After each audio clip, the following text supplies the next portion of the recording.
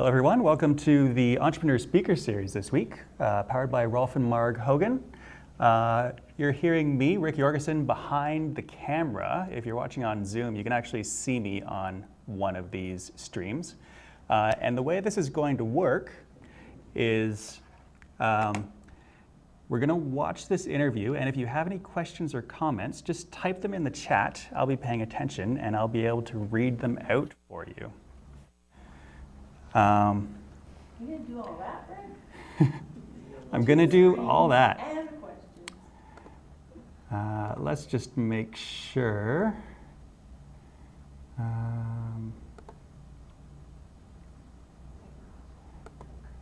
Make sure everybody can hear me. Does someone want to give me a thumbs up if I sound good? You're at least 3 caribous away, but I can hear you. Oh, I think I might have something to fix here. That's the day where we just bring everyone in and give everyone beer and food and... Is that how this started? It's good times. Yeah, on my way here, my mouth, I started feeling my mouth was getting ready for the meeting. Yeah, like the buzz off your leg. Okay, I think everybody everybody can hear me on both streams. Perfect. Okay, then let's go ahead, and without further ado, here are our host and interviewee. Woohoo! Awesome. Thanks, Rick. Hi, Sonny. How are we doing today? I'm well. Yeah. Yeah. Oh, I've been excited about this, actually. I've been thinking about it all week. Yeah. Yeah. Yeah, I haven't. No, I've been, every once in a while mulling over the questions I want to ask you, but we better get started because there's a lot, and you have a lot that you do. So We're going to do the Reader's Digest version. Yeah. Yeah, condensed. Yeah, I feel like we both, it's the fall, so we probably, jumped out of, I came out of a dirty hole, literally, and put on like a vest and went oh, I gotta go. Yep. And you probably did something Same deal. similar. Yep. It's fall. We're busy. We're Yeah. racing against snow. Yeah. So for people who don't know, tell us what you do. So currently, I'm the CEO of North Star Agriculture. I'm also the CEO of Flat Creek Farms. I do own a number of service-related businesses. So Yukon Clean, Serious Security, Grain Management Services, and I'm a part owner of Y-Bar Meats most recently. Wow. You added that since I did our pre-interview? Probably didn't in the last week? remember. Like it's no, it's not that recent, but it's recent enough. Yeah. That's a lot. How Yeah. do you do all that? Well, there's a number of reasons that I'm able to do that. Obviously, with the large family that I have an amazing wife. So I've got 5 boys under the age of 12. I've got a wife that's a rock star. She holds down the fort a lot. And then I also have some really amazing business partners, right, that have kind of recognized my strengths and allowed me to focus on those strengths and maximize those strengths. And they kind of hold down the fort on the other end of the spectrum, right? Like they handle a lot of the management and the day-to-day activities, the fiscal stuff. No, I'm lucky to have the team that I have. So if the fiscal stuff is not your strength, what is your... Yeah, so I mean, one of my partners handles most of the financial stuff. I have another partner who's focused a lot in marketing, branding, sales. My stuff is, I'm a bit of a visionary. I can see opportunities, and I typically, look at innovative approaches to maximizing those opportunities. And that's kind of my strength. I'm a developer, I guess. I tried for a really long time to, when I started my first business, I started a security company. And 3 years in, I started a property management company. And 3 years into that, I bought a carpet cleaning company and was expanding that. And I would run into people and they would go like, why are you doing this? Like, just be a security guard, collect a paycheck, and be a sole proprietorship, like own your thing, and just like, why are you stretching yourself so thin? And and I would go to bed at night thinking that too. I'd be like, what the heck is the matter with me? Like, I'm having fun. Don't get me wrong, I'm having fun. I wouldn't be doing it if I wasn't having fun. But I would often be like, well, yeah, what is the matter with me? And it took me 8 years to figure out that I'm not really good at managing day-to-day employees. I'm definitely not good at the fiscal stuff or the marketing or the branding. But what I'm really good at is developing, grabbing an idea, building a team to tackle that project, making that project successful and profitable, and then handing it off and moving on. And that was the key, is handing off and moving on. That's what I do, and that's what I need to do. If you keep me in a role where I'm managing for like ever, I'm not happy. Mm-hmm. And so you're handing it off, but you're also keeping some piece of the pie that... Oh yeah, yeah, I retain, and it's funny that you mention it as a pie. I always call it a pie. I'm not very greedy when it comes to that sort of thing. And I really think it's important that, especially in the Yukon, where it's really hard to retain quality employees, that we bring people into the fold, that they own a piece of the action, and they're going to stick around that way, and they're going to work hard because they're in the trenches with you. And that's literally how I got the partners that I have. Mm-hmm. My first partner was literally, he was my EA, he's my executive assistant for a year. And after a year, he was only supposed to come here for the summer. He's from Prince Rupert.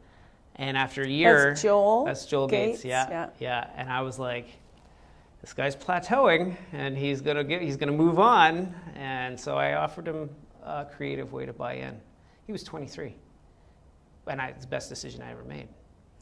Because he's with you now. With he handles. First of all, he was fiscally minded. He was training to be an accountant, and he's able to manage. He's a great COO, right? I think you also said that you might be the gas and he's the brake. Oh yeah, definitely. Just keep it balanced. You need that, and that's typically your brake will be your money guy, and that's what you want. You want your money guy to be like, whoa, things are a little tight. Like maybe that's a great idea. Just sit on it for 6 months, and then we'll do it. I'm like, okay, yeah, I'll be patient. Yeah, it's amazing. I mean, I look at you and I go plenty of people could have these dreams or these visions, but to actually go through with it and actually build these businesses and then go on to do all the other ones. Yeah. It's and you said something about teams being... Yeah, teams and follow through and execution and not giving up, just grinding if you got to grind. But it's not the first time someone said that. And actually it was my younger brother, who once said, if Sonny says he's going to do it, he'll do it. Maybe not tomorrow, maybe not in a year from now, but he'll end up accomplishing it somewhere down the road. And so I always have these... When Joel says he can. Basically, right? Yeah. So no, I mean, building teams is really important, I think, for success. And to properly execute on new projects, you really need to build the teams. I'm not... and I don't even pretend to be a professional in all aspects of the businesses that I'm involved in. It's impossible. I mean, I bone up on it, I read up on it, and I figure it out as I go along, and I usually learn quite a bit from the team. Yeah. So I've picked up a lot of the fiscal stuff from Joel. I could read a pro forma, and I could, what I mean? Because I didn't go to business school. Yeah. I have my high school leaving, and that was it. And the Yukon is such a conducive place to do business in, I think. Mm-hmm. That's why I didn't get chewed up and spit out. Right? Yeah. Because if I had to work equally as hard back home, where I'm from in Quebec, I might not be, a percentage of the amount of success that I have here. So the Yukon really is the key to the puzzle, I think. Yeah. I have to give the credit where credit's due. Yeah, it's so true. I mean, I'm from here, but I spent 6 years in Toronto and Montreal, and then when I came back here was when I finally, got the chance to do these things, and so quickly you can, record an album or whatever it is you're wanting to do. It's like there's less barriers in the way. A lot less barriers. Yeah. Even if we look at it from funding perspective, Yeah. political perspective for lobbying. You know, nowhere else are you going to be able to run into the mayor on the street or, you know, have honest, frank conversations one-on-one with a minister or a deputy minister. Like, that's just, you're not going to find that anywhere else, right? We're really fortunate to have those avenues. Yeah, and you know, connection-wise too, like it takes a long time in the city, I think, to build your community, and here people are maybe more friendly and more open to like more people Well, coming around. you're seeing a lot more partnerships now too. Yeah. Where, like, I've been doing this now for 15 years at least. And so in the beginning, I was kind of a lone wolf type thing, and you know, like I said, I didn't have the business background. I just saw an opportunity, and I thought, like, we need to execute. I had people pushing me in the background saying, do it, let's do it. And so, yeah, I had two $20,000 credit cards, and that's how I ran my payroll and how I ran my, I would never do that now, but that's what I did to get started. And back then, like, my network was pretty much zero, you know, but over time, and I've always been a very strong supporter of putting back into the community, especially since the Yukon is so conducive for business, and I really attribute it, so I'm like, I have to put that back in. Yeah. So I've served, you know, on a multitude of different boards and a multitude of different roles, and learned so much from doing that. And that's part of networking, I think, is how I got to know so many people. And then the diversity of business that I've done, you get to know, like, every business has its own little cross-section of people that are involved in that business. You know, property management, I've gotten to know homeowners, condominium homeowners, you know, security, I got to know tons of different commercial enterprises that required security services. Like, it was interesting. And how did you, I mean, maybe it just happened, but like, how did you find the right people? How did you find a person who can buy in and... It's a revolving door. It's the revolving door method. I literally have them coming in and coming out, and every now and then there's a diamond in the rough, and I actually usually can kind of pick up on those ones. I've had some hit and miss. I'm not going to lie, I've been burnt.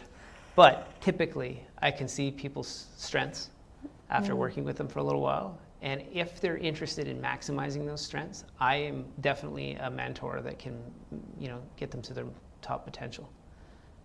And we've done that. We have a really good core staff. You know, Joel's, over time, you recreate yourself, only a better version, I think, in another person, and then they start to take on some of those same roles, those leadership roles.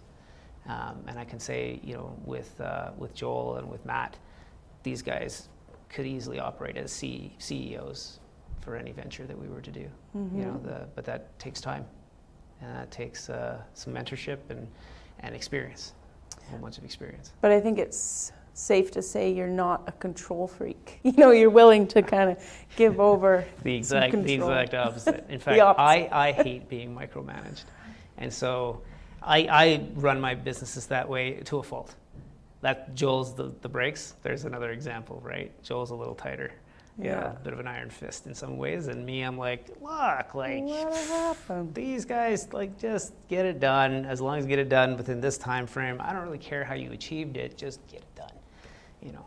And now you've been up in Mayo, right? You're doing a farm up there? Yeah, I've been working this past spring/summer. I just got back about a week ago with the Nationwide done.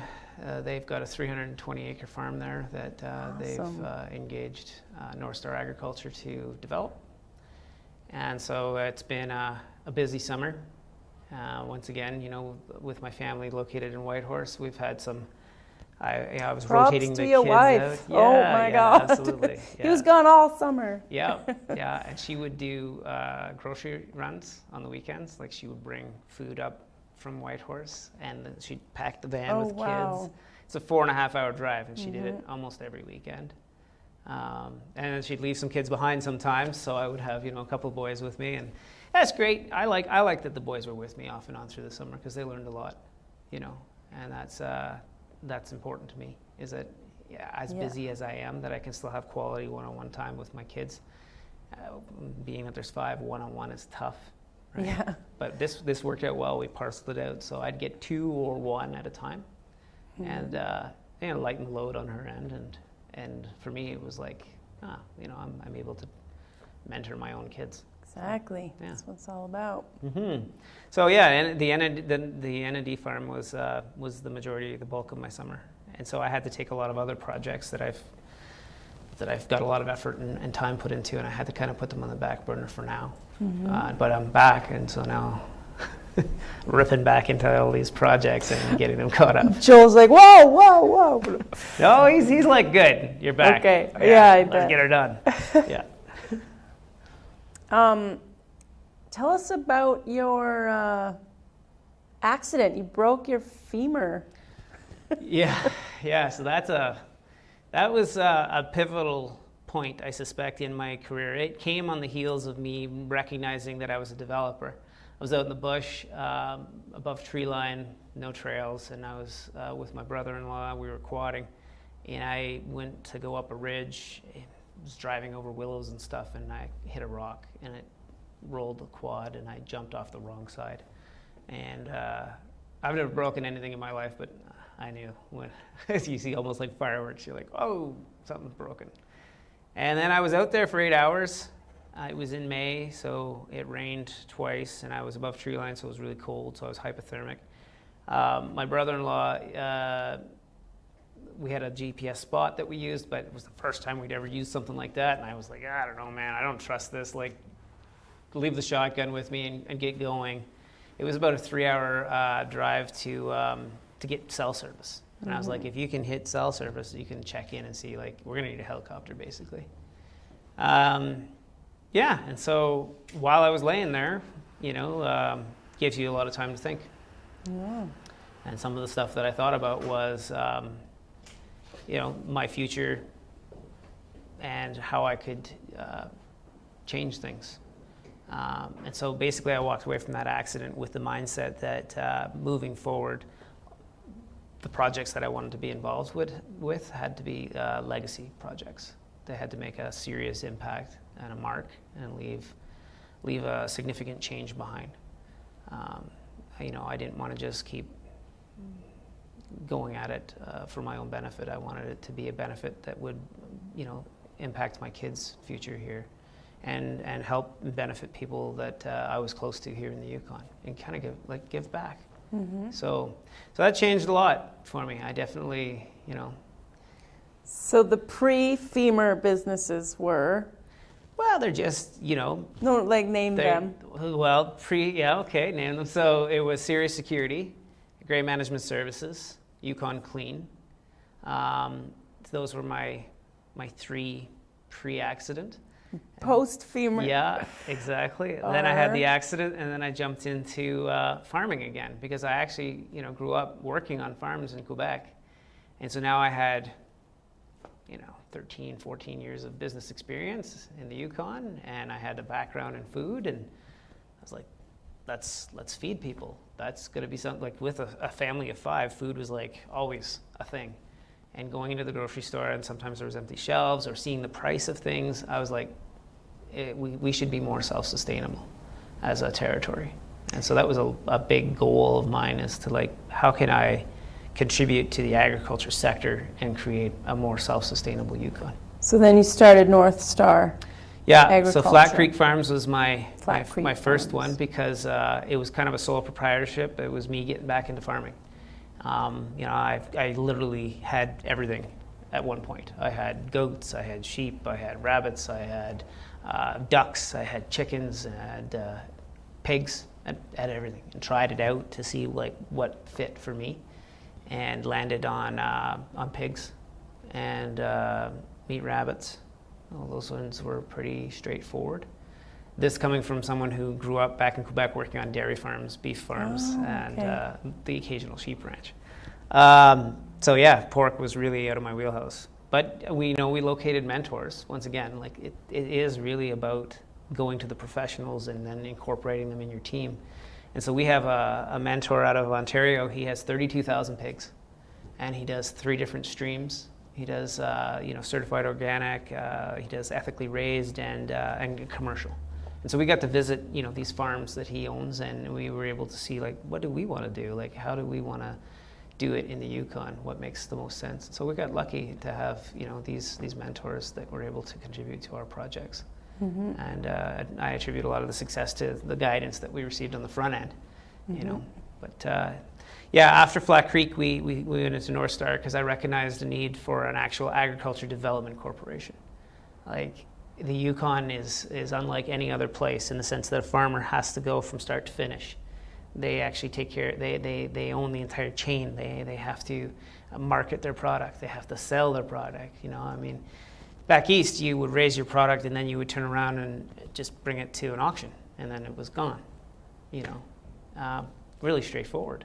But here, you're like, you're raising that product and then you've got to figure out, like, first of all, you know, slaughtering that animal. Are you doing it at home? For a long time, you were.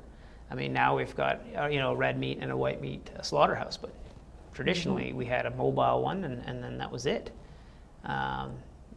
So, you know, there's a lot of burden on the farmer's plate. And if you wanted to get into the farming sector, at the time that I got in, it felt like there was barriers, you know. And I recognized as well that energy and farming were almost synonymous, you know, in the north.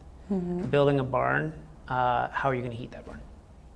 And so I needed a company that could focus in and do that sort of stuff. And of course, in true fashion, it you know, it's evolved into what it is now, where we're actually helping you know, First Nations and Indigenous groups develop their farms.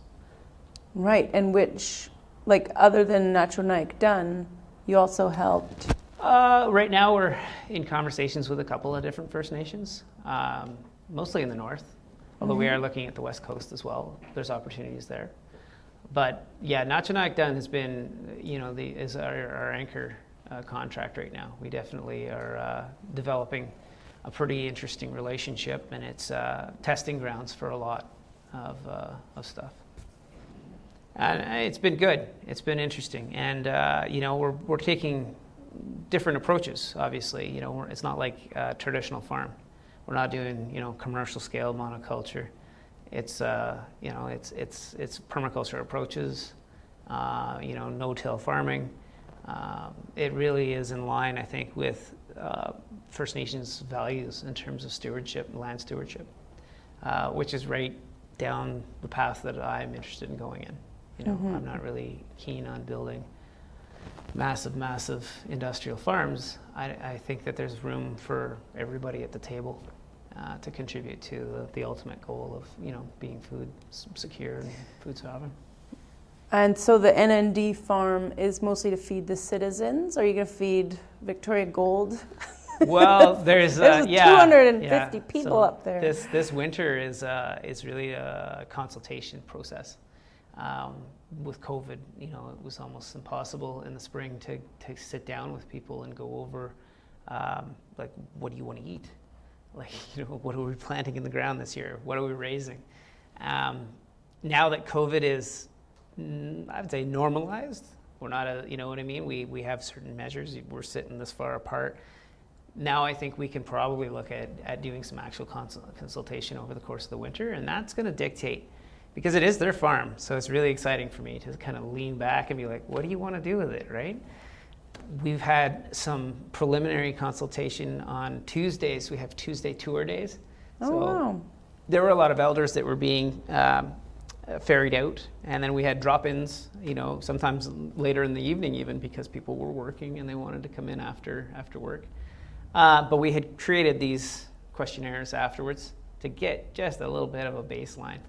And it was interesting to see, like, you know, some people were interested in beef, some people were interested in bees, some people were interested in turkeys, and, like, there's just this, and then some of the vegetables, I was like, turnips and Brussels sprouts. I was like, really? Okay. I knew potatoes. Everybody likes potatoes and carrots. Okay, but turnips and Brussels sprouts. All right. So, you know, it's going to be an interesting winter. We're going to do a ton of consultation. It's going to start with even leadership visioning, management visioning, and then, you know, elders, youth, you know, the nation as a whole. So It's going to be really interesting. And we're working on a food sovereignty action plan, which the research that I've done, I can't find anyone else that's done one. So we might be breaking some interesting ground. And in the Yukon or in? in general. Wow. In general. And I think from my research in food sovereignty that the First Nations are probably in the best position to actually achieve true food sovereignty because of their ability, their self-government and their ownership of land, and their ethics. It all lines up towards food sovereignty, which is different from food security. And maybe I'll touch on that because even I was naive and didn't understand the concept between the two. Food security means that you're accessing food. You have access to food, unlimited supplies of cheeseburgers. As long as those trucks keep coming up the highway. Well, it doesn't even have to be healthy Secure. food. You could be having cheeseburgers for supper every night, but you're food secure because you got food. Now, food sovereignty is like the next step up. It's like the utopia. It's like we own the food. We own where it comes from. We know that it was ethically raised, that it had minimal environmental impact, that it had the best life it could possibly have. And we, the vegetables are done our way, whether that's the GMO or the non-GMO or whatever it is, they own it. And they know that it's coming, that there's that safety. It's there. There's that And safety. even if the Russians invade, we're still growing our potatoes. There you go. There you go, right? No, it's Canada as a country to achieve food sovereignty. I mean, can you imagine?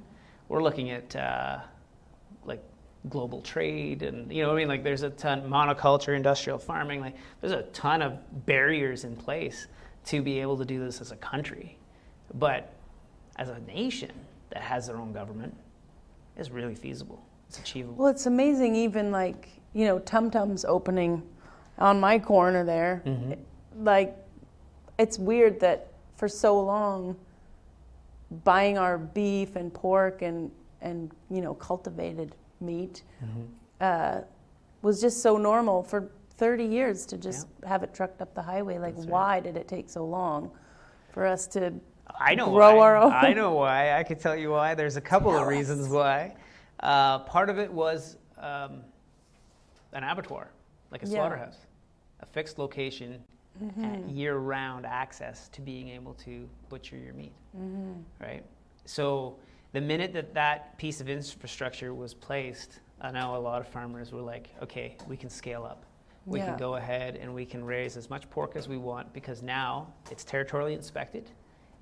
We can slaughter any day that we need to, and it goes to the restaurants or the grocery stores, and then we're supplying. Right?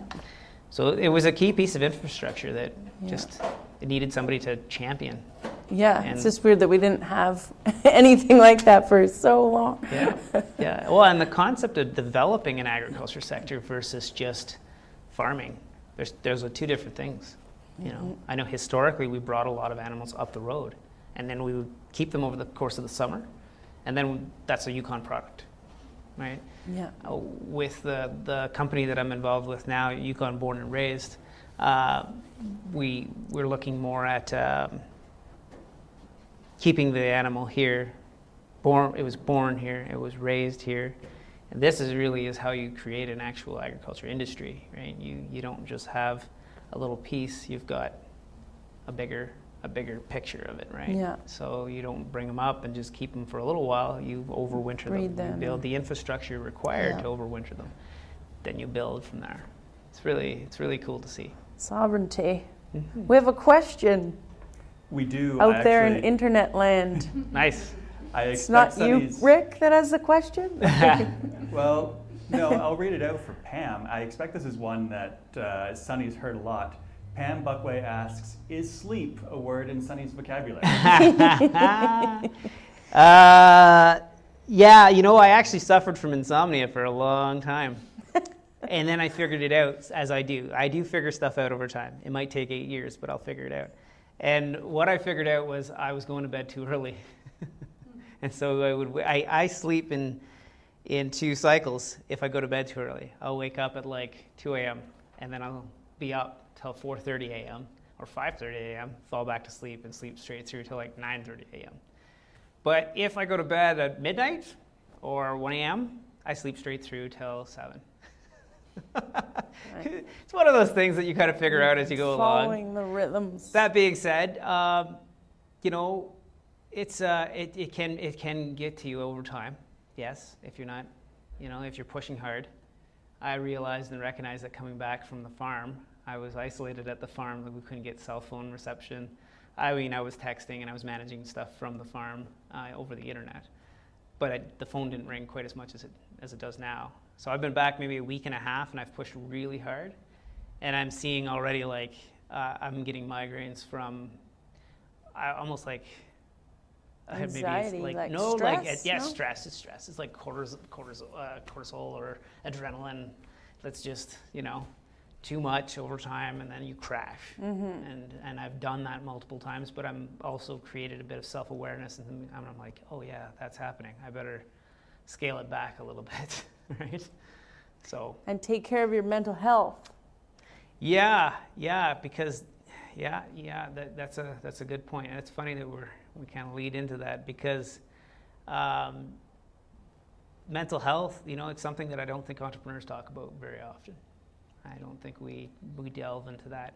I think that from the outside looking in, most CEOs, for example, they look like they got it together, and they're successful, and they're ambitious, and they're driven, and how do they do it? But I have a network of CEOs and CFOs and COOs that we chat with on a regular basis, and now it's almost become a bit of a support network in a sense, because they all suffer from depression or addiction, or because this does take its toll on you as a human being over time. If you're going flat out for long distances, just like a marathon runner, you're gonna burn out, right? Myself personally, I suffer from depression, SADS, seasonally affected. So, of course, I live here in the Yukon, so that works out really well for me. But I can actually track, and so I'll take some Wellbutrin for 6 or 7 months, and then I'll go off of it for the summer because I'm usually good to go. This summer I didn't go off of it. It was friggin' raining all summer. You know what I mean? And I was just like, what's the point? And then, of course, I can actually, with depression, and I'm sure a lot of other CEOs can do that too, depending on how you deal with depression. I personally deal with my depression by burying myself in my work. So I can actually look back over my course of the history of my companies, and I can track my peaks and troughs.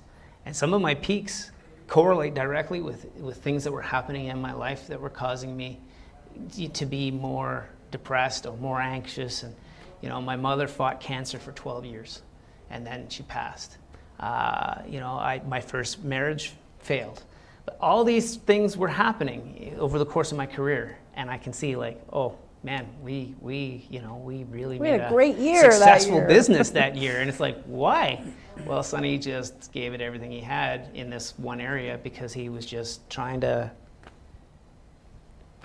make some space. But it's important, I think, that everybody realize and recognize that we're all human beings, right? That we're all working hard in different aspects. This job that I do is it's a passion for me, and I love doing it. But it doesn't mean that it doesn't come with repercussions, for sure. Mm-hmm. But like I said, being more self-aware, I think, is important. Knowing your limitations, saying no. Yeah. It's important. Yeah, I'm getting better at learning my, inner rhythms as well, and the waves, and not to be, think that you're failing because of that. It takes rest to have you can't be grinding 24/7. Gotta rest. You gotta rest. Yeah, exactly. Exactly. Yeah. We have another question. This is just a comment to add on to what Sonny was just talking about. Tamara Perzin says she lives and works on NNDFN's farm for Sonny, and can attest to the fact that he does not know the word sleep, and that the man is unstoppable. Nice.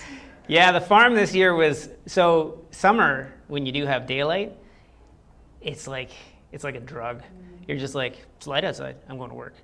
So I'd be out there 1 a.m., doing what I'm doing, and they're like, what is that guy doing? I'd had some of my staff were you up at 1 a.m. pounding fence pickets? Was that you? And or I'm like, bear? oh, was it 1 a.m.? And they're like, yeah. And I'm like, yeah, that was me.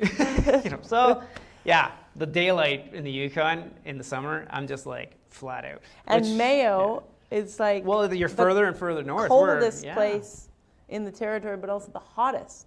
It must be great for well, it's growing yeah, stuff. that's growing season, right? The amount Yeah. of sunlight that you're getting it actually creates a lot more sugar. Wait, you had sun up there?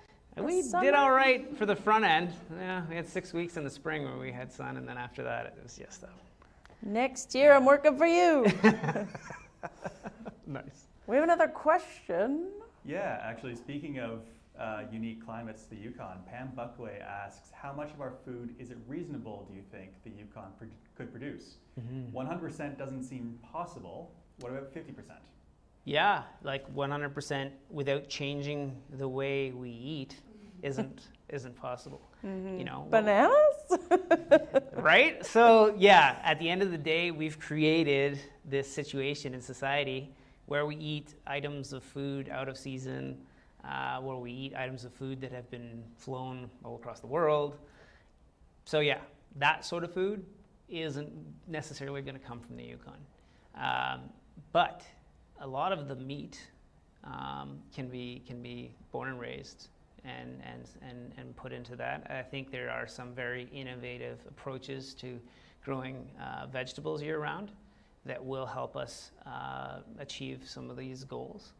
50%, sky's the limit. I mean, I visited Iceland last year, the year before last, and they've got 380,000 people, but they're more or less self-sufficient, right? Like you go into a grocery store in Iceland and most of the produce and the dairy section and the meat section is Icelandic. Where they were actually having problems at the time that I was there was that the EU had forced them to accept imported products because they were part of the EU. And Spain, well, because they have greenhouses in Spain like you wouldn't believe, they were sending cheaper product in. And so where Iceland was trying to position themselves as Icelandic people are very proud and they want to support local, not unlike Yukoners.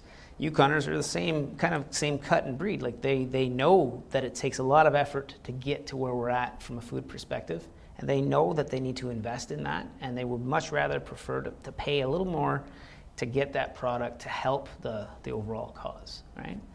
But yeah, Iceland was having to market. They had to change their packaging to showcase that this is Icelandic, and it was a battle between them and Spain. Spain started to change the colors on their packaging so it would mimic them. And it was just No way. oh yeah, unreal, yeah. But I mean, if Iceland can do it, then the Yukon can do it, in my opinion. Yeah. Yeah, and that's ambitious, but that's the way I think. You can do it. Yeah, exactly. We do have one more, if you can take it. Yeah. Tamara says she works as a job support manager on the farm as part of the social program incorporated into NSA's management. It provides citizens of NND with barriers to employment, the opportunity to learn to farm and pass on the skills. Tamara would like to ask Sonny to touch on his thoughts on why this is an important part of our job here on the nation's land. Thanks, Tamara, for bringing that in, because that is important, right? And that actually does tie in with some of my own personal history as well. I went to the college here, my only formal training, and got I did some courses to deal with fetal alcohol syndrome. And so I worked for FASI for a couple of years. And that experience brings to me a little bit of a social conscience, I guess.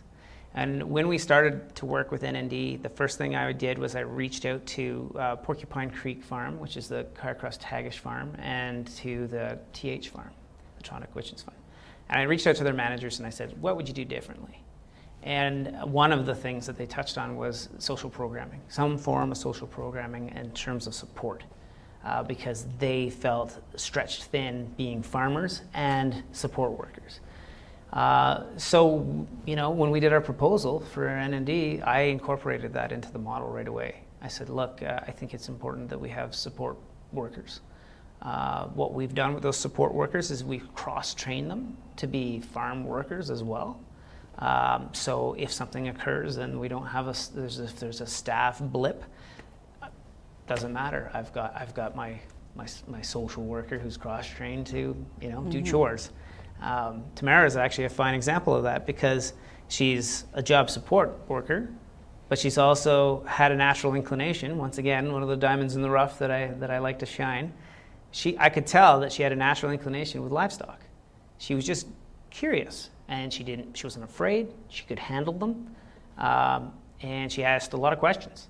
And I supplied her with as much knowledge as I could. I bought books on livestock, and I sent those over to her, and I said, if you want to take courses on livestock, because now I've got a support worker that doubles down and can actually help from a livestock perspective, which is really important. So I think from a training and mentorship position, a support worker is crucial for working on this type of a project. And not every NND citizen is going to tap into that, obviously, because not everyone needs it. But for those of them that do need it to break down those barriers to employment, this program is the program. This is what we're going to be using moving forward on any of our projects. And farming, like growing things, is a beautiful thing to bring into anyone's life. My dad, Roy Ness, did the greenhouse program for Challenge for years. He built the greenhouse, and we had it out near our house, and ran that program for, challenged people and people with barriers and people with support workers. And just to see people, how it empowers people when they see that they've grown something, the seed that they planted and everything. watered. And that's therapeutical. There's so much positive in that spectrum that it would be a shame not to do it. So I'm glad we did it. I'm glad we implemented it. I'm glad she brought it up. Yeah. Thanks, Mara. Good one. More questions? No more questions at the moment. It's all good. Right. Oh, we have one from the audience here. Oh, there we go. Wait, let me give a mic to one of the two people in the audience here. They're 3 caribous away, at least. 3 caribous away. So my question is kind of looking at the many different things you've done and many different things at the same time. I'm wondering how you navigate, or what your view or approach is to failure or to challenges, because even having one business or one passion project for some people is so much and really consuming, and you're managing so many, and I'm sure you're growing them and facing different challenges in different areas. Yeah. How do you manage all of that and stay optimistic? So it must have something to do with how you see challenges or failure, and I'm so curious. I mean, in some respects, I don't like to take no for an answer, but I also play the long game. So yeah, in certain respects, I mean, I've seen projects where we had hit a barrier. Our aquaponics project was a really good one because there's a moratorium on fish farming in the Yukon. And I suppose certain people might have said, okay, well, that's it then. That's not a project worth adopting.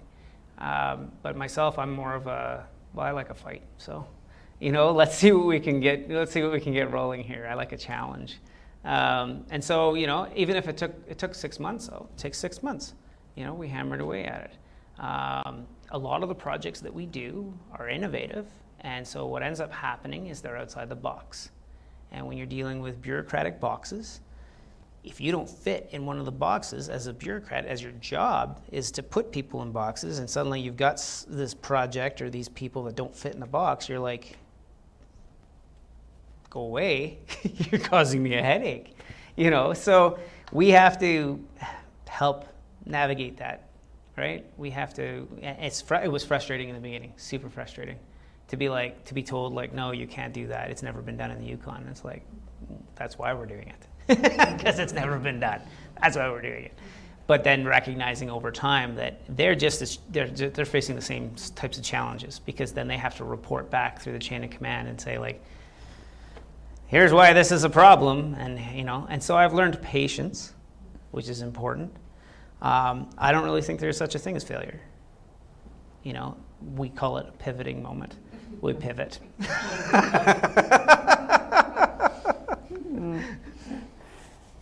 So Sonny, you started answering this, but Lori Chase would like to know how you get funding for your new ventures. Use credit cards. What? So going back to team development, I actually develop teams dependent on the project. I'll develop a team that literally that's what they do is they focus on funding and different avenues and doing research to find those dollars. There are tons. Like I said, my original first business, 2 credit cards, $20,000 a piece. Now, 15 years later, how can I maximize an investment? Capital, having to raise capital, that's a CEO's job. So whether I'm doing it from private sector sense or whether I'm doing it from grants or low interest loans, that's my responsibility, is to bring that cash to the table for these large projects. And now we're working in a different field. We're working in multi-million-dollar projects. It's exciting for me, but it's also a little stressful from a capital perspective. We need to bring in these investors in this investment, and to offset the shares that you're shipping out the door, you're going to need to look into funding, and you're going to look into grants and low interest loans and that sort of thing. But I have to give props to my team. I personally know a lot of different funds. Over time, I've experienced them. But my team constantly and consistently brings new stuff to the table. And we're actually doing that on behalf of NND, the National Act Done. We've brought grants and funds to the table, and they're like, where did you get that? And we're like, oh, well, that's a federal fund that's very well hidden. Mm-hmm. Because honestly, that's part of the game. They like to release funds and have a big, we're doing this, and get the credit for it, but then they make it really difficult to get into those pots. Mm-hmm. But having a team is kind of crucial. Doing it from the start, research. You're going to have to just research. You're going to have to dig and talk to people like myself that have done it. That's another thing that you can do. That's what I was thinking, is that, COVID is making it hard to just network, talk to people, meet people, talk about things, and it's one thing to Google funding for farms, but it's really in talking to people that... Yeah, and you know what? What I've learned over time is don't be afraid to reach out to people, cold call. Yeah. Some of the stuff that I've done, especially because we're in the Yukon, going to Iceland, going to the Netherlands, going to Vegas, these are cold calls. I literally, watched a YouTube video of these guys doing this, and I'm like, that's really interesting. We could probably do that here. What's the guy's name? And then a little bit of research later. Oh, hey, Sonny Gray here. I'm with North Star Agriculture. We're out of the Yukon. That's your first sentence. And usually they're like, from where? The Yukon. Man, that's cool. And then it takes off, and then they're inviting you to their house, and you know what I mean? So I've had some really cool experiences meeting new people, and they've been based on cold calls and just researching something and going, I need to network with that person. Mm-hmm. So yeah, pick up the phone. Don't be afraid. Pick up the phone. We have another question? Yes? No questions right now. We do have about 7 minutes left if anybody would like to ask some last questions. Oh. Otherwise, I'm going to have to I'll wrap leave it her up, to I just want to say that, I really appreciate having the opportunity to talk about all this stuff. Like I said, certain aspects of it are, every entrepreneur probably experiences. And certain aspects of it, I really felt it was a good platform to be able to talk about things like mental health.